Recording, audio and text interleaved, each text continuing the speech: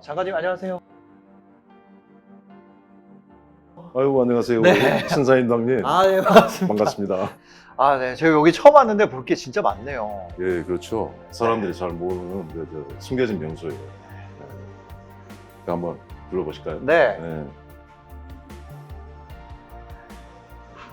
이쪽에는 네. 우리 뭐 시대별로 아파트가 변해온 모습.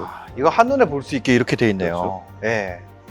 여기 조금 있다가 이제 방송 시작되는데 되게 긴장되진 않으세요? 뭐 아무래도 처음 하니까 좀 어색하죠. 저는 긴장이 돼가지고. 네. 이제 예. 슬슬 촬영장으로 이동하시죠. 그렇죠, 그렇죠. 네. 예.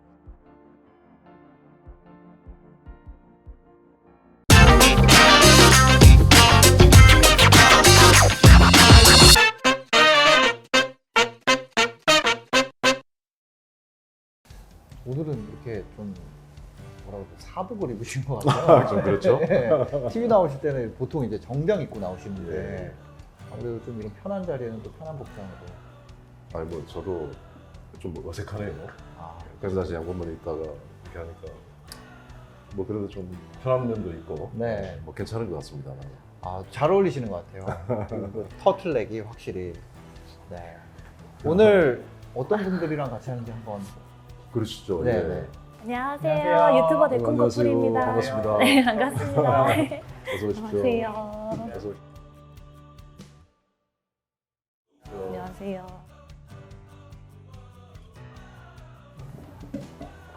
두 분이 처음에 들어오신 분이 데콘 커플. 네. 뒤에 오신 분이 민달팽이 유니온의 지수라고 지수님. 합니다. 네. 반갑습니다. 데콘 커플이 무슨 뜻이에요? 닉네임을 만들었는데 대풍 물콩에서 한 글자씩 따가지고 데콘 커플이라고 이름을 지었어요. 네. 우리 민달팽이 유니온은 뭐 청년 주거권 보장 네. 굉장히 활약이 많으신 걸로 들었습니다. 네. 그래서 주거 상담이나 교육 같이 하고 있고요. 그리고 민달팽이 주택협동조합에서는 달팽이 집 운영을 함께 하고 있습니다. 그러니까 집이 없는 민달팽이가 네. 자기 집을 찾아가는 그쵸. 달팽이 집을 찾아가는. 그런 컨셉이시네요. 반갑습니다. 시간 반갑습니다. 내주셔서 감사하고요. 반갑습니다. 네. 반갑습니다. 와. 네. 오늘 저희가 이 자리에 모인 이유 혹시 아시나요? 네. 저희가 신혼부부와 청년 대표해 주시는 분들을 모시고 부동산 공급 대책을 통한 주거 안정에 대해서 오늘 얘기를 해볼 텐데 답변은요. 국토교통부 장관이신 노영욱 장관님께서 직접 해드릴 겁니다. 네. 예, 반갑습니다. 와. 우리 국민한테 주택이라는 게 참 많은 의미를 입하고 있는 것 같아요. 내가 하루에 많은 시간을 보내는 삶의 터전이면서 또 자기 재산의 70~80%를 또 이렇게 부동산들을 보유하고 계시고 또 요즘 또 우리 젊은 분들께서는 이 집 문제를 또 공정의 문제로도 바라보시는 그런 측면도 있는 것 같고 정말 중요한 문제이고 궁금해하시는 것도 많은 것 같아요. 그래서 저희한테 들어오는 질문이나 어떤 유튜브나 SNS, 이메일 등 통해서 질문들이 많이 들어오는데 좀 거기에 대해서 좀 편하게 좀 설명을 해드렸으면 어떨까 싶습니다. 네, 저희가 10월 28일부터 11월 7일까지 홈페이지나 유튜브 커뮤니티를 통해서 국민들로부터 많은 질문을 받았는데요. 이 질문들 중심으로 본격적인 이야기를 한번 나눠보도록 하겠습니다. 우선 국토교통부 하면 부동산 하면은 또 국토교통부잖아요. 그 중에서도 장관님 앞에서 이런 말씀드리기 좀 그렇습니다만 집값에 대한 관심 또 걱정도 뜨거운데 집값이 오른다는 분들도 저는 채널을 운영하다 보면요. 저희 인터뷰 채널을 운영하고 있거든요. 네. 근데 오른다는 패널 분들도 있고 또 내린다는 분들도 있어요. 그래서 장관님께서는 어떻게 보시는지 현재 시장 상황, 주택 상황에 대해서 한번 여쭤보고 싶거든요. 예, 그동안에 많은 노력을 했습니다만 결과적으로 집값이 많이 올라가고 또 올라간 집값 때문에 또 성적인 박탈감을 느끼시는 분도 많은 것 같고요. 그래서 국토부 장관으로서는 항상 제가 송구하다는 그런 마음을 이렇게 가지고 있습니다. 최근에 이제 앞으로 시장이 어떻게 될 거냐에 대해서 좀 이렇게 서로 엇갈리는 견해가 많아서 국민들 여러분께서도 이제 좀 혼란스러울 수가 있을 것 같아요. 근데 이제 최근에 그 상황을 보면은 그 여러 가지 측면에서 이 객관적인 지표가 보여주는 모습이 집값이 그동안의 상승세에서 벗어나서 어떤 안정세로 들어가는 그 길목에 있지 않냐 뭐 이런 판단을 합니다. 여기를 보시면은 그 최근에 그 집값의 그 가격 추이를 나타내주는 표인데요. 여기를 보시면은 그 집값이 추석 연휴 전후를 그 기점으로 해서 서울의 아파트 같은 경우는 11주째 계속 이렇게 둔화되는 모습을 보여주고 있고요. 수도권 전체로 놓고 봐도 한 8주, 9주째 떨어지는 그런 모습을 좀 보여주고 있습니다. 그 다음에 이게 이제 민간의 그 KB에서 그 발표하고 있는 주택 매수 우위 지수라고 하는 통계인데요. 이게 뭐냐면은 100이면 팔려는 사람과 살려는 사람이 같다는 얘기입니다. 네. 이 수치가 떨어지면은 팔려는 사람이 더 많다는 얘기죠. 근데 그게 이제 최근에 지수를 보면은 60% 후반대로 떨어져서 그 사려는 사람보다 팔려는 사람이 더 많은 시장으로 이렇게 바뀌고 있다. 이게 이제 작년 5월이면은 코로나가 그 갑자기 이렇게 그 확산이 되면서 주택시장도 그때 그 굉장히 매수세가 그 줄었는데요. 그때 이후로는 가장 낮은 그런 상황이 아닌가 싶습니다. 그리고 이제 시장에 보면은 매매 물량도 그렇고 전세 물량도 그렇고 매물이 점점 늘어나고 있어요. 그러면서 이쪽에 보시면은 그 실제 거래량은 과거 5년 평균하고 비교를 해보면은 거의 한 반토막 정도. 이게 이제 뭘 의미하냐면은 그 주택을 팔려는 사람과 살려는 사람의 희망 가격이 서로 다르다는 얘기죠. 그러니까 이게 이제 주택시장이 그 과열해서 진정국민으로 들어가는 그 하나의 요인이기도 하다 해서 여러 가지 객관적인 지표로 놓고 보면은 좀 안정세로 들어가고 있는 그런 국면이 아닌가 그렇게 판단을 합니다. 요즘에 뭐 거시 경제 여건이나 지표상으로도 상당히 안정세로 가고 있는 모습, 방향성이 바뀌고 있는 모습을 보여주고 있다. 이런 얘기로 받아들이면 될까요? 예, 그렇죠. 그래서 이제 앞으로 어떻게 될 거냐 하는 문제와 관련해서는 이 집값이라고 하는 게 아무래도 이제 기본적으로는 공급과 수요겠죠. 일단은 공급이 충분해야 되고 또 단기적으로는 금융시장의 금리라든지 시중의 어떤 유동성이라든지 이런 것에 영향을 미치고요. 아주 또 장기적으로 보면은 인구 구조의 변화, 뭐 가구 구조의 변화 이런 데 영향을 받을 것 같은데 그 보시면은 이 공급 문제에 있어서는 향후 10년 동안 공급이 어떻게 이루어질까 저희가 이제 전망을 해봤어요. 네. 정부가 추진하고 있는 대책에 민간에서 공급하는 물량을 이렇게 합해보면 앞으로 10년 동안은 연평균으로 전국적으로 한 56만 호, 그 다음에 수도권으로 보면은 한 31만 호, 서울로 좁혀보면 한 10만 7천 호 정도, 그런 정도가 10년 평균 매년 그렇게 공급이 된다는 얘기인데 그 수도권에 31만 호라고 하면은 잘 감이 안 오실 텐데 일기 신도시 있잖아요. 우리가 분당, 일산, 평촌 뭐 이런 거 5개 일기 신도시를 다 합쳐서 공급한 물량이 30만 호예요. 그 얘기는 뭐냐? 앞으로 매년 일기 신도시 그 5개에 해당하는 물량이 계속 공급이 된다. 그러니까 장기적으로 공급의 기본 체력은 굉장히 튼튼하다. 그 하는 말씀을 드리고요. 그 다음에 뭐 뉴스를 통해서 보셨겠지만은 최근에 그 코로나를 겪으면서 이 가계 대출이 굉장히 많이 늘어나서 총량 관리를 시작을 했죠. 그래서 이제 자기가 갚을 수 있을 만큼 능력 범위 내에서 대출을 해준다. 이게 이제 DSR 제도인데 그 자기가 1년 동안 벌어들이는 소득 대비해서 은행에서 빌린 돈의 원금과 이자를 합쳐서 40%를 넘지 못하게 한다. 하는 게 DSR 40% 규제예요. 그래서 그 상당히 그 가계 부채도 타이트하게 이렇게 그 관리가 되고 있는 상황이고, 그다음에 이제 최근에 그 8월에 그 통화당국이 금리를 0.25% 올렸습니다만은 인플레이션에 대한 압박, 우리도 이제 물가가 그 최근에 이제 많이 오르는 추세고, 미국이나 이런 데도 코로나를 겪으면서 워낙에 이제 유동성이 많이 풀려서 이게 이제 그 나중에 경제에 부담을 줄 수 있다 해서 우리나라뿐만이 아니라 전 세계적으로 어떤 그 금리의 인상이라든지 어떤 유동성의 회수, 뭐 테이퍼링이라고 하죠. 뭐 그런 것들이 좀 전망이 되고 있어서 이런 어떤 공급의 측면에서 보나 어떤 그 금융시장의 측면에서 보나 이 중장기적으로 보면은 그 가격은 그 하향 조정될 수밖에 없다. 저는 이제 그렇게 보고 있습니다. 네.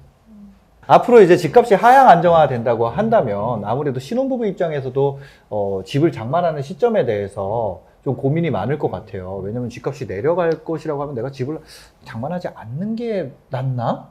이런 고민도 있을 수 있을 것 같고. 네.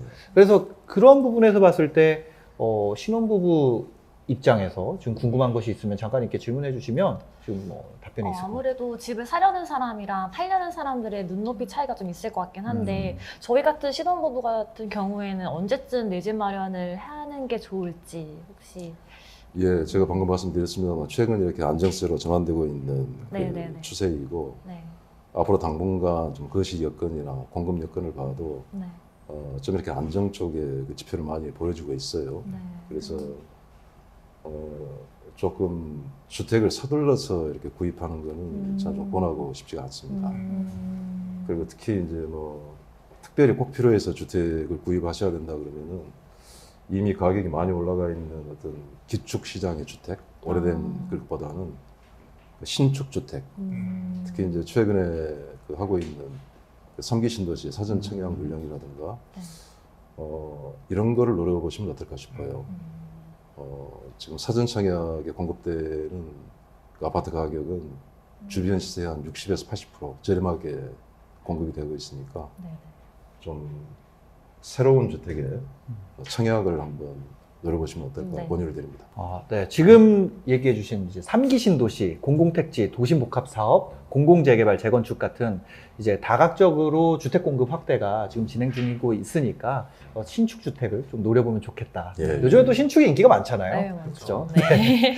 3기 신도시나 이제 3080 플러스 공급 대책 이거는 저희가 한 번쯤은 들어봤던 것 같은데 사실 이게 공급 대책이 워낙 광범위하고 다양하다 보니까 전부 이해하기가 쉽지 않을 것 같아요. 그렇죠. 이번 기회에 조금 이해할 수 있도록 네. 설명을 해주시면 좋을 것 같은데.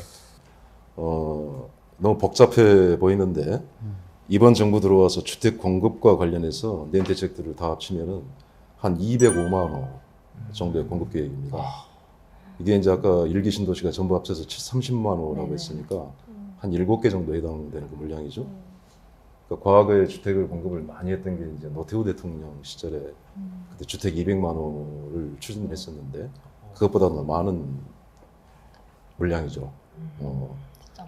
그리고 이제 뭐 복잡하게 대책이 나와 있습니다만은 좀 대표적으로 알기 쉽게 말씀드리면은 그 3기 신도시, 그다음에 올해 2월 4일에 발표했던 3080, 그 두 가지로 보시면은 이 3기 신도시는 뭐냐면은 서울 외곽의 수도권에 어떤 대규모 택지를 개발을 해서 신도시 형태로 만드는 그런 사업을 얘기를 하고요. 요즘은 또 이제 주택에 대한 수요가 도심에 가까운 곳에 직접 근접하는 수요가 많잖아요. 네. 그래서 도심에 있는 주택을 그 재개발을 한다거나 도심에 주택을 공급하는 게 골자로 하는 게 바로 3080 플러스 대책입니다. 그래서 이 두 가지 그다음에 기타 이제 비슷한 대책들을 합치면은 한 205만 원 되는데요. 지금 추진하고 있는 이 공급 대책이 속도 면에서 과거에 그 보면은 시간이 굉장히 많이 걸립니다. 그 토지를 매수를 해야 되고 그러다 보면은 원래 그 가지고 계신 분들의 어떤 이해관계 조정이라든가 이런 게 시간이 많이 걸리고요. 또 그 다음에 집을 지으려면은 그 토지의 용도가 바뀌어야 됩니다. 용적률이라든지 그럼 이게 뭐 저 주택을 지을 수 있는 용도로 바꿔야 되고. 근데 이제 여기에 대한 인허가권은 지방자치단체가 다 가지고 있죠. 그래서 지자체와 협의하는 그런 과정이라든지 이런 것들이 이제 집을 짓는데 시간이 많이 걸리는 거예요. 그 서울에 있는 그 재개발 재건축 같은 경우에 보면은 성공한 케이스를 평균을 내보니까 전체 기간이 한 13년 걸립니다.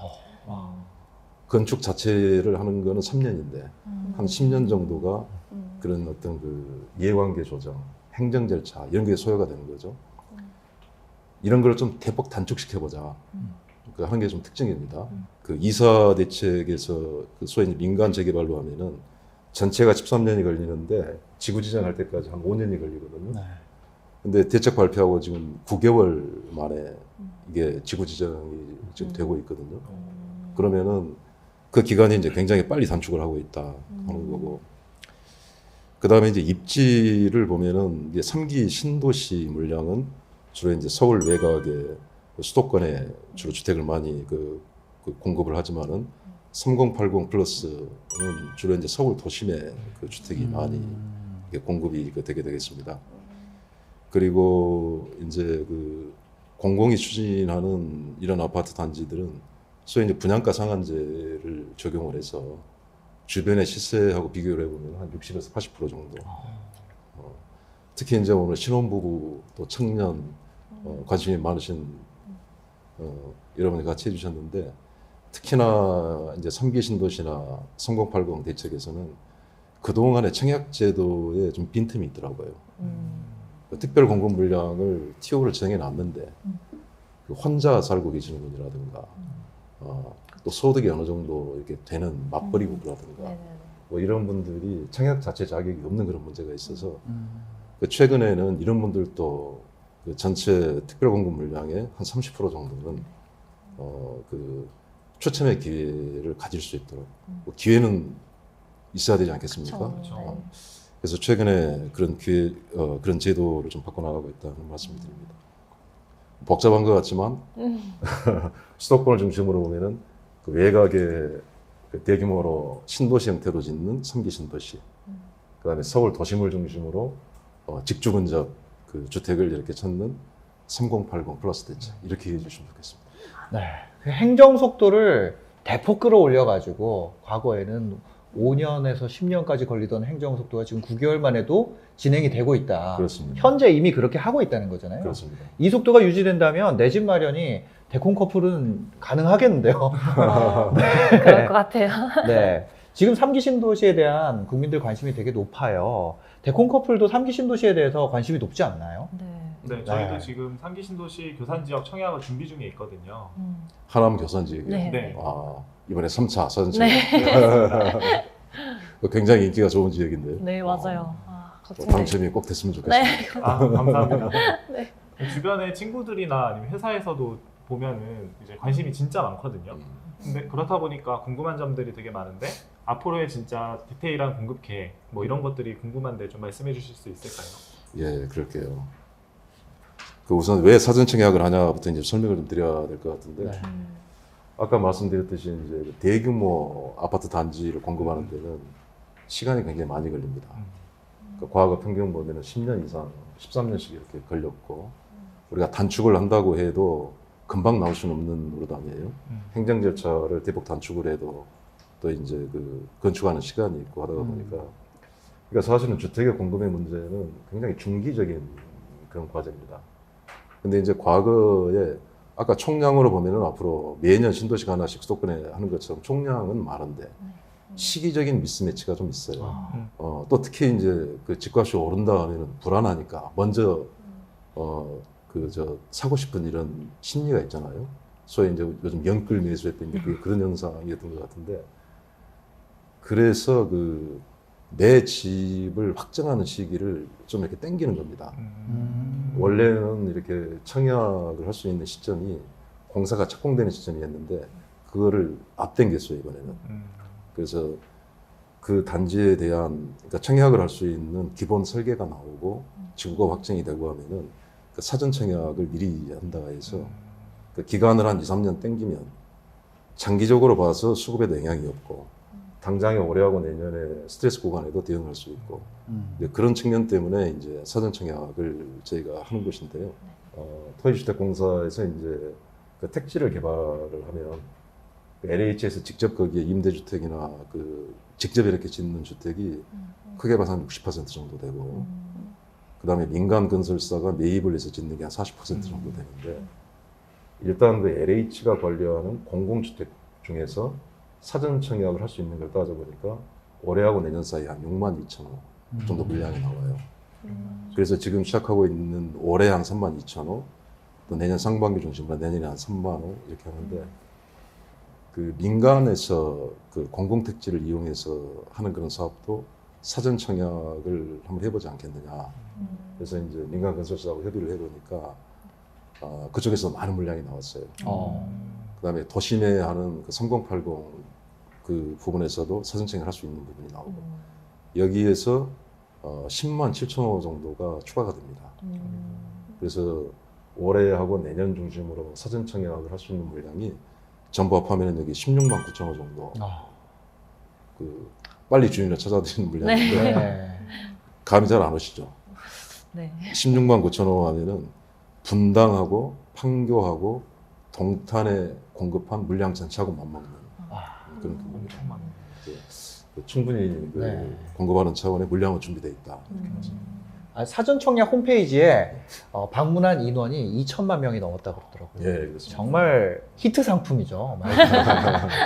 그 16만 9천 호라고 했는데 저희가 그 2018년, 19년 이때 헬리오시티가 1만 가구 정도였거든요. 네. 그때 당시에도 시장이 물론 상승장이 있었습니다만 사이에 이제 하락하는 모습을 보였는데 앞으로 16만 9천 호, 17만 호 규모가 이런 수도권 지역에 물량이 나오게 되면 아무래도 주택 시장에 안정적으로 효과를 가져올 수 있을 것 같습니다. 그렇죠. 예. 그러니까 이제 공급을 할 때도 전국을 통틀어서 총 물량이 얼마다 이것도 중요하지만 그 수요가 있는 곳에 집이 지어져야 될 것 같아요. 근데 이제 요즘은 그 대부분 도심에 또 자기 공부하고 일하고 하는데 가까운 직주 근접 이런 것들을 원하시기 때문에 가능하면 도심에 좋은 위치에 좀 기능적인 아파트들이 좀 공급이 돼야 되겠다 해서 앞으로 이제 인구는 줄지만 좀 어떤 과거보다 더 좋은 품질의 아파트에 대한 수요도 있을 거고요. 그다음 특히 이제 젊은 분들 직주 근접의 수요도 있고 그래서 이제 이런 것까지 감안해도 저희가 뭐 사전 청약이나 전체 공급에 좀 계획하고 있는 물량은 충분히 대처가 가능하지 않을까. 예. 가격 자체도 뭐 안정세에 찾을 수 있다. 뭐 이렇게 봅니다. 지금은 그러면은 어떤 집에 거주하고 계세요? 저희 어떻게 지금 공급을? 임대주택인 국민임대 거주하고 있는데요. 굉장히 입지도 좋고 주변에도 깔끔하고 해서 저희 둘이 살기에는 굉장히 만족을 하고 있어요. 네. 근데 이제 곧 이제 그 이세도 좀 저 계획도 하셔야 될 준비하려면은 테고. 아무래도 걱정이 되죠. 거기서 오래 살기에는 이세 준비하고 하려면. 네. 그 지금 느끼시기에 뭐가 좀 바뀌었으면 좋을 것 같아요? 이제 저희 같은 신혼부부들을 위해서 이제 공급하는 주택이 신혼희망 타운이 있는데 이제 이게 아무래도 최대 공급 면적이 59제곱미터로 이제 정해져 있다 보니까 맞아. 평형이 정해져 있죠. 네, 최대 공급이 59제곱미터로 정해져 있다 보니까 이제 저희 같은 신혼부부가 자녀를 낳고 또 키우면서 산다고 생각해 보면 나중에 집이 좀 작지 않을까 이런 걱정과 고민이 생기더라고요.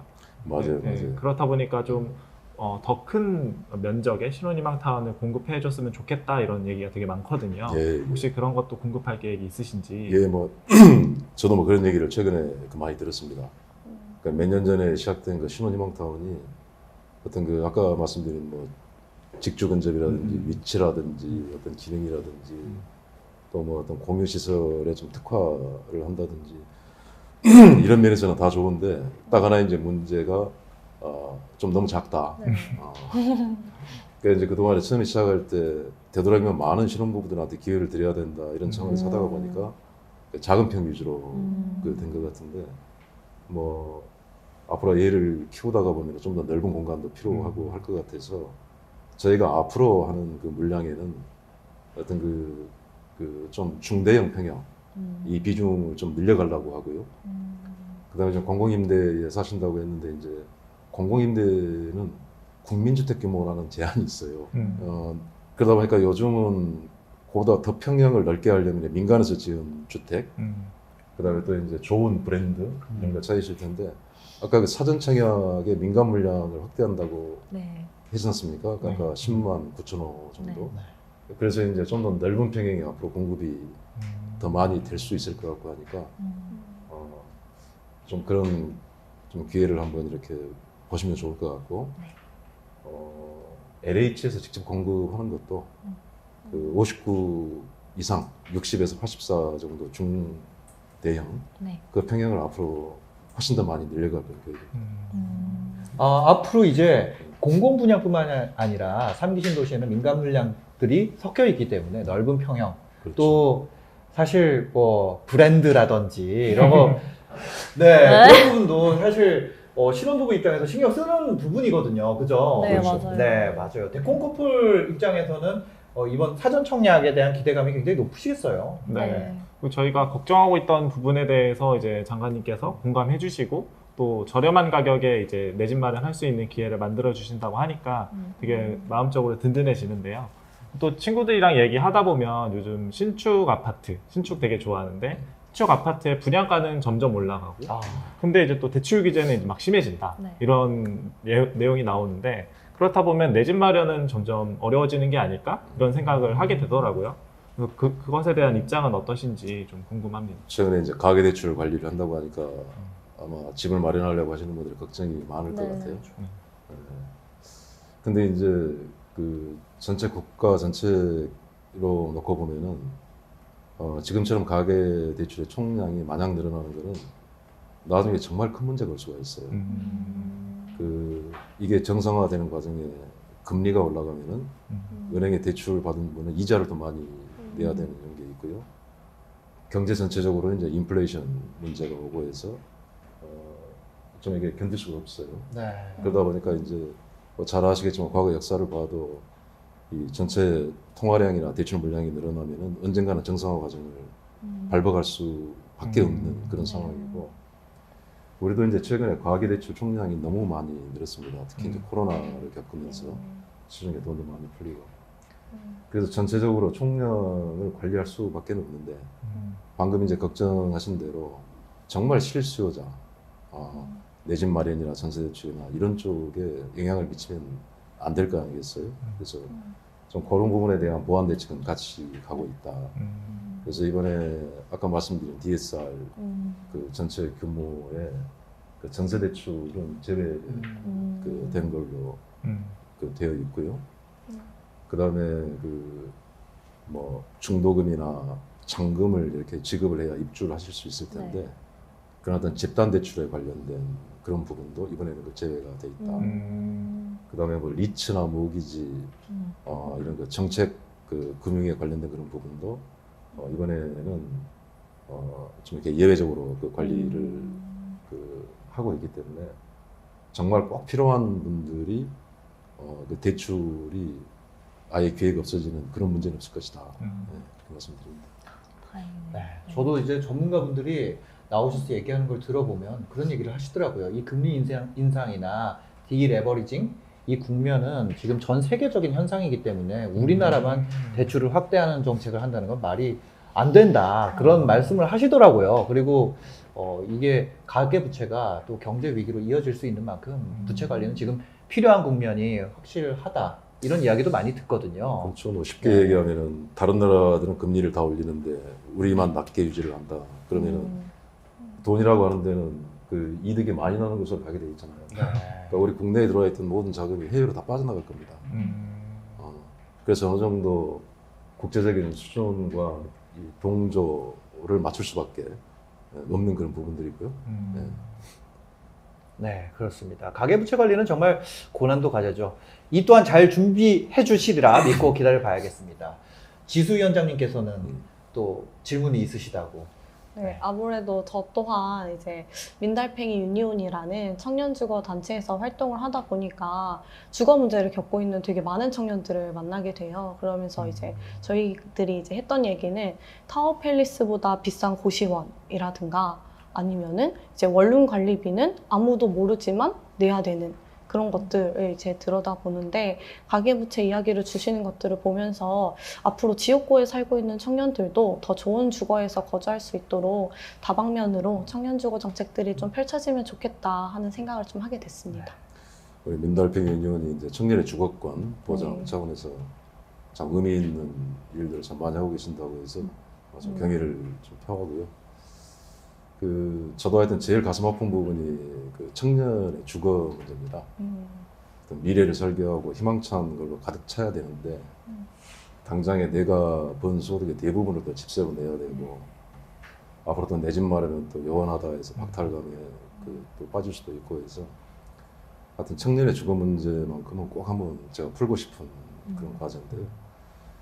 그 보면은 방금 언급해 주셨지만 소위 지옥고라고 그러잖아요. 그 지하 옥탑방 고시방. 예. 되게 아주 힘든 그 상황에 처해 있는 이런 분들부터 또 이렇게 내 집 마련을 원하는 신혼부부 얘기까지 같은 청년 중에도 좀 상황이 좀 많이 다른 것 같아요. 그래서 정부가 이제 하고 있는 거는 그 단계별로 좀 촘촘한 주거 사다리망을 좀 구축을 하자. 그래서 이제 가장 어려운 분들, 그러니까 소위 그 지옥고에 계시고 어떤 자기 소득의 상당 부분을 이렇게 집세로 내야 되고 하는 분들한테는 좀 직접적인 현금 지원이 필요하겠다.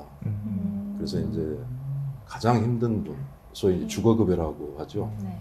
이게 이제 중위소득이 한 45%, 내년부터는 46%로 조금 이제 확대는 됩니다만은 이분들한테는 내가 자기가 공부나 일 때문에 부모님하고 떨어져 따로 나와서 이렇게 사는 분들한테도 주거급여를 이제 별도로 지급을 해주는 거를 올해 이제 시작을 했고요. 특히 이제 최근에 코로나 때문에 너무 이제 힘든 그 상황에 이제 우리가 위드 코로나로 하다가 보면 그동안은 이제 부모님하고 같이 계시던 분들도 자기 공부하는 곳이나 일자리 찾아서 또 가야 되잖아요. 혼자 거주하는 또 월세 부담이 늘어날 거고. 그래서 이제 그 범위를 좀 확대를 해가지고 중위소득 한 60% 정도까지는 좀 1년 동안 한시적으로 월세를 좀 지원해드리자. 청년 월세 한시 지원사. 이제 그 다음에는 그 좀 이제 저렴한 그 임대주택을 좀 공급을 해야 될 필요가 있다 해서 지금 청년용으로 저희가 생각을 하고 있는 게 매년 10만 호 정도 공공임대주택이 지금 공급이 되고 있습니다. 그러니까 충분한 공공임대의 물량 공급, 또 거기에 들어가는 어떤 금융 지원 이런 것들이 있고, 또 이제 공공임대 말고 그 민간의 어떤 그 주택 중에 내가 그 살고 싶은 곳에 또 전세를 가고 싶다 그러면은 이제 청년분들한테는 굉장히 이제 금리나 가용성 면에서 좀 우대를 적용하는 금융 상품들이 있어요. 그래서 그런 그 전월세 시장에 쉽게 들어갈 수 있게 도와드리는 게 있고, 또 이제 궁극적으로는 이제 내 집 마련을 해야 될 텐데, 아까 말씀드린 뭐 3기 신도시를 포함해서 전체 공급하는 물량 중에 이제 그 신혼부부, 청년을 대상으로 이렇게 특별 공급하는 물량이 있습니다. 네. 그 공급 물량을 늘려놓고 있고요. 네. 근데 이제 내 집을 마련하고 싶어도 목돈이 없죠. 이제 이런 걸 해서 지금 저희가 하고 있는 것 중에 공공자가주택이라는 게 있어요. 그러니까 처음부터 전체 집값을 다 안 내더라도 한 20% 정도를 처음에 내면 내가 소득이 계속 이렇게 유지가 된다면은 이게 적금 붙듯이 이렇게 분할해서 상환해가는 이런 것도 있고요. 그 다음에 이제 집값이 결국은 땅 문제 아니겠어요? 건축은 어디다 지어도 거의 비슷하겠죠. 결국은 이제 땅 문제인데 좀 생각을 바꿔서 어떤 그 땅과 집을 분리를 해보자. 그래서 소유권을 땅에 대한 소유권하고 분리해서 주택에 대한 소유권만 이렇게 그 인정을 한다면은 그 값이 대폭 나아질 수가 있죠. 그래서 이런 상품들도 지금 저희가 추진을 하고 있으니까 좀 그런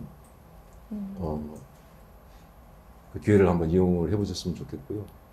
또 이제 그 위로도 이제 내가 지금 살고 있는 집에 더 좋은 지역에 좀 더 나은 주택으로 이렇게 계속 이렇게 주거성만 그 사다리 상향의 그런 욕구가 있으시기 때문에 좀 그런 부분들을 가장 어려운 계층부터 내 집 마련을 원하는 그런 분까지 촘촘하게 마음을 한번 구축해 볼 생각입니다. 아마 여기 뭐 정리된 자료가 있는데 말씀드린 대로 월세 지원, 어떤 이 공공 임대주택, 그다음에 이제 민간의 전세주택이 들어가는데 금융 지원, 그다음에 내 집 마련 이런 것들이 나름대로는 그렇게 갖춰놓고 있다고 말씀드립니다. 아까 얘기해주신 그 공공이 땅을 갖고 있고 거기에 이제 건물을 지어서 임대료를 저렴하게 사는 그 주택 얘기를 해주셨는데 제가 그 집에 살고 있거든요. 아, 그래요? 그래서 저는 토지임대부 주택에 살고 있는데 정말 저렴하고 그리고 새로 지은 집이어서 저도 되게 제가 낼 수 있는 부담 가능한 주거비 수준에 비해 되게 좋은 주거 환경에서 거주를 하고 있어요. 그래서 이런 정책들이 더 많아져서 더 많은 청년들이 더 좋은 집에서 살아갈 수 있다면 너무 좋겠다 이런 생각을 좀 해봤습니다. 아, 그리고, 예, 예, 예. 네. 그리고 이제 장관님 얘기 들으면서는 사실 이제 요 앞에 장관님과 함께 앉아있는 저희가 다 청년이기도 하고 신혼부부도 계시고 한데 사실 주거 문제를 겪고 있는 사람들이 이 나이라는 연령대만으로는 사실 자기의 주거 문제를 또 다 설명할 수는 없거든요. 되게 다양한 삶의 형태가 있고 가족 구성도 있고 그러다 보니까 이렇게 다양한 삶의 형태를 갖고 있는 사람들이 이들을 위한 좀 맞춤형 지원을 필요로 하기도 하는데 이에 대해서 장관님 이야기도 좀 듣고 싶습니다. 정말 옳은 말씀이에요. 제가 아까 그 설명드린 그 기준은 좀 경제력의 그 차이에 따라서 설명을 드렸는데 그 청년들도 그 공부한 학생도 계실 수가 있고 취업 준비생도 있을 수가 있고 이미 취업을 한 분, 또 결혼을 해서 부부만 사는 분, 또 애 키우는 분, 뭐 굉장히 다양할 것 같아요. 그래서 좀 맞춤형 지원이 좀 필요할 것 같은데 그래서 좀 저희가 그 좀 다양한 이 맞춤형 그 공급을 시도를 하고 있어요. 근데 기본적으로 이제 그 청년들의 주택 수요에 좀 맞추려면 좀 공통적인 사항은 뭐냐면은 일단 저 임대료가 좀 저렴해야 되겠다. 네. 그다음에 그 내가 일하고 공부하는 곳에 좀 가까워야 된다. 그냥 싼 집값에 맞춰서 그냥 좀 먼 데서 하는 건 곤란하다. 그다음에 좀 웬만한 그 생필품은 좀 이렇게 빌트인 돼 있으면 좋겠다. 그래서 이제 좀 그런 세 가지는 기본적으로 좀 이렇게 갖췄으면 하고요. 그러니까 뭐 그 공부하는 학생들 같은 경우에는 아무래도 이제 대학 인근에 기숙사 같은 형태로 그렇게 운영을 하는 게 좋을 것 같고요. 그러다 보면은 이제 그 대학교 인근에 있는 주택 중에 그 정부가 LH가 매입을 해가지고 그걸 다시 이제 임대를 해주는 그리고 기숙사처럼 이렇게 관리를 해주는 뭐 그런 상품이 있을 수가 있고요. 그다음에 이제 이미 일자리를 가지고 계신 분 그 같으면은 좀 이제 직주 근접에 아까 말씀 주신 그 쉐어하우스 좀 주거비 부담도 좀 덜고 좀 이렇게 외로운 것도 좀 덜고 네. 뭐 그렇게 그 할 수 있는 좀 일자리하고 연계된 그런 집이 필요할 것 같고요. 또 이제 그 내 일을 한번 창업을 해보고 싶다 하는 분들한테는 좀 창업 특화. 그러니까 예를 들면 이제 그 판교 테크노밸리라든지 어떤 창업에 도움이 되는 시설이 그저 집적돼 있는 뭐 그런 곳에 그렇게 하는 곳이라든가 또 제가 가본 곳 중에는 영등포의 아츠스테이라고 거기는 이제 그 예술을 하시는 분들만 좀 특화해서 만든 뭐 그런 장소가 있는데 뭐 그런 거. 그다음에 이제 신혼부부들 같으면 아무래도 이제 육아 문제가 있으니까 그 아이 돌봄 서비스가 굉장히 그 필요할 것 같아요. 네. 예. 그래서 좀 이런 테마형 주택, 청년주택의 양뿐만이 아니라 좀 그런 부분들을 같이 그 접근을 해야 된다 이렇게 생각을 합니다. 앞으로 좀 더 늘려가겠습니다. 네. 청년 쉐어하우스에 거주하고 계신 거죠? 네, 맞아요. 네. 그래서 저는 1층에 커뮤니티실이 있고 그리고 거기 이제 어떤 연희동 어떤 집에 301호에 사는데 거기 사는 식구들이랑 이제 거실 같이 나눠 쓰고 그리고 화장실도 둘이서 하나 나눠 쓰고 그러면서 이제 가끔 밥 같이 먹고 그리고 고양이 같이 키우거든요. 그래서 고양이 밥 주고 반려시키고. 네. 그게 좀 이렇게 반려동물 좋아하는 분들끼리 만나야 되겠네요. 네, 맞아요. 그래서 어떻게 뜻이 잘 맞아가지고 그렇게 함께 잘 살고 있습니다. 한번 놀러 오시죠. 예, 그렇게 어떻게 테마형 하우스 같은 데는 우리 민달팽이 유니온에서 좋은 의견을 많이 주실 수 있을 것 같아요. 그러니까 네. 좀 새로운 형태의 좀 다양한 그 서비스가 좀 공급될 수 있는 아이디어를 주시면은 저희가 아무튼 현실화시키도록 한번 해보겠습니다. 민달팽이 유니온은 그 컨설팅도 많이 하신다고 들었어요? 아무래도 주거 상담이랑 교육을 많이 하다 보니까 사례들이 많이 모이죠. 그러다 보면은 정책이 이제 디테일하게 더 나아지기 위한 이야기들을 할 때 저희가 좀 더 드릴 수 있는 얘기들이 많이 있기도 하고, 그러다 보니까 이제 테마형 매입임대주택이 정말 주거 문제를 겪고 있는 청년들에게 가닿을 수 있도록 그런 이제 구체적인 얘기들을 보탤 수 있다면 저희야 정말 너무 영광이고 너무 좋은 이야기들을 함께 해볼 수 있지 않을까 좀 기대를 해봅니다.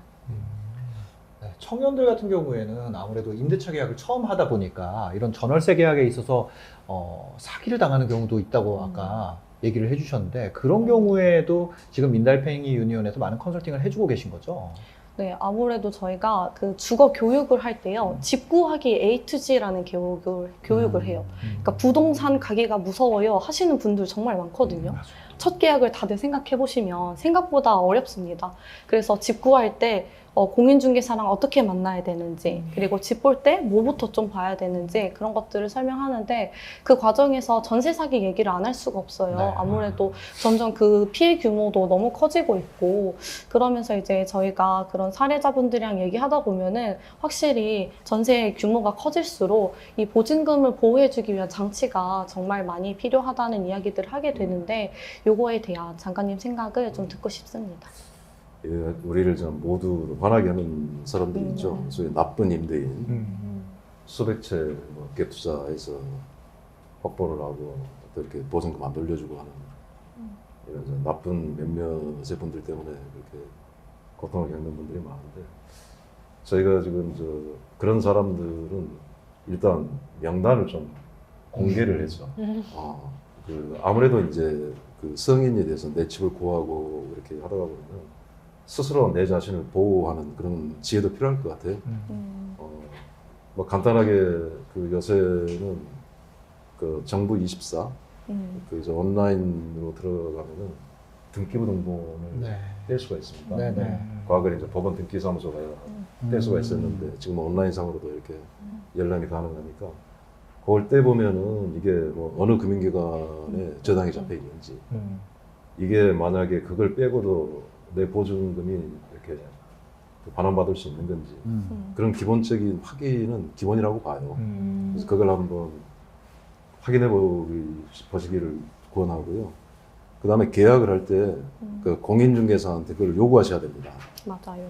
법에 따라서 공인중개사는 그 집의 상태, 권리관계를 성실하게 설명할 의무가 있어요. 맞습니다. 맞아요. 그래서 그거를 반드시 요구하셔서 그 확인을 해보시고요.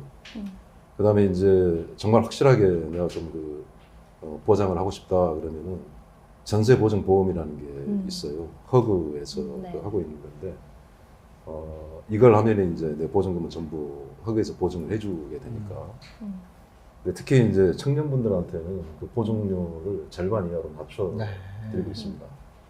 그러니까 그 전세가 예를 들어 1억 5천이다 그러면 그 50%를 이렇게 감면하면은 1년간 한 9만 원 정도. 연에 900만 원. 9만 원. 네네네. 죄송합니다. 연에 9만 원. 네네네. 한 달에 이제 1만 원이 안 되는 그런 부분들인데, 또 올해는 뭐 특히 지금 코로나 때문에 어렵고 해서 그게 더 할인을 하고 있어요. 한 7, 80% 정도 더 할인을 하고 있으니까 좀 그거를 그 안전장치를 해놓으시면 확실하게 받을 수 있을 것 같고요. 이거를 잘 몰라서 이렇게 맞아요. 하시는 경우가 많아서 맞아요. 우리 민달팽이 유니온에서 참 좋은 일 하고 계신데, 좀 그런 걸 이제 더 해주시면 좋겠고, 저희도 뭐 국토부나 허그 이런 데를 통해서 어떤 홈페이지나 어플을 통해서 쉽게 그런 걸 접근할 수 있도록 좀 알리는 그런 노력도 더 이렇게 강화하도록 하겠습니다. 네. 허그 홈페이지나 허그 블로그에 가시면 또 이런 등기부 등본 보는 방법도 안내가 돼 있다고 하니까 참고해 보시면 좋을 것 같습니다. 마지막까지 아주 모두들 알찬 내용으로 수고가 많으셨습니다. 알찬 질문과 답변으로 이렇게 꽉꽉 채워봤는데, 오늘 들으신 답변이 어떻게 만족스러우셨는지 모르겠네요. 네. 네. 어떠신가요? 너무 재밌고 유익한 시간이었고요. 네. 저희 같은 경우에 오랫동안 3기 신도시 청약을 준비하다 보니까 궁금한 점이 굉장히 많았었는데 거기에 대한 답변을 듣고 되게 만족스러웠습니다. 네. 그리고 저희가 되게 궁금했던 뭐 대출 규제나 앞으로의 공급 계획 이런 것에 대한 답변도 들을 수 있어서 되게 유익했고 그 답변을 바탕으로 앞으로의 계획을 좀 세워서 이제 준비할 수 있을 것 같아요. 네. 저도 국토부에 마침 청년 정책과가 새로 생겼잖아요. 네. 근데 이렇게 장관님이랑 같이 청년 주거 문제를 같이 좀 얘기할 수 있게 되어서 너무 반가웠고 앞으로도 함께 이야기 나눌 수 있는 일들이 많았으면 좋겠습니다. 네, 장관님도 한마디 해주시죠. 네. 아, 예. 뭐 좋게 말씀해 주셔서 정말 감사하고요. 하여튼 집 문제만큼은 우리가 사회가 같이 풀어야 될 그런 문제인 것 같아요. 그래서 특히 이제 당사자 입장에서 좀 여러 가지 좋은 그 아이디어 이런 게 있으시면 저희한테 좀 지혜를 나눠주시면 하는 정책이 좀 더 이렇게 풍부해질 수 있을 것 같고요. 저도 뭐 이렇게 그 조명 켜놓는 게 처음이라서 그러는데 우리 저 팔로워 163만 그런 말씀 마세요. 거의 장관님. 거의 그 연예인급의 그건 진짜 아니에요. 우리 신사임당께서 음. 워낙에 저 편하게 이렇게 그 자리를 만들어 주시면서 감사합니다. 저도 아주 오늘 좋았습니다. 네, 아유 감사합니다. 저도 귀한 분들과 함께할 수 있는 기회가 돼가지고 정말 너무 감사하고 즐거웠습니다. 지금까지 부동산 공급 대책을 통한 주거 안정에 대해서 많은 얘기 나눠봤는데요. 앞으로도 국토교통부 정책에 대해 궁금한 점 있으면 온통 광장을 통해서 편하게 의견 주시기 바랍니다. 오늘 여러분 너무 다 수고가 많으셨습니다. 네, 시청해주셔서 감사합니다. 행복한 하루 되세요. 수고하셨습니다. 고맙습니다.